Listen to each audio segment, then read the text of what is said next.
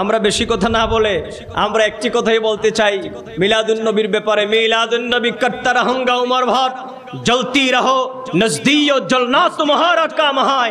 আমরা যারা নবীর প্রেমিক আমরা মিলাদুন নবী করেই যাব। আমাদের কাজ হলো নবীর আগমনে খুশি হওয়া, আর বেঈমানদের কাজ হলো নবীর আগমনে জ্বলে পুড়ে ছারখার হয়ে যাওয়া।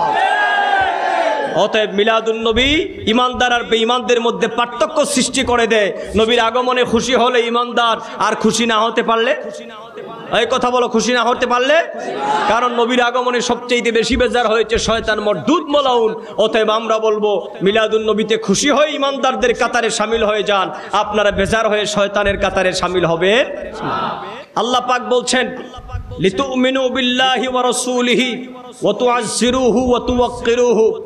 আমার নবীকে পাওয়ার পরে নবীর উপরে শুধু ঈমান আনলেই চলবে না, তোমাদেরকে দুইটা দায়িত্ব পালন করতে হবে। একটা হচ্ছে নবীকে সম্মান করবা, আর একটা হচ্ছে নবীকে দুনিয়ার সবকিছুর চাইতে বেশি মহব্বত করবা।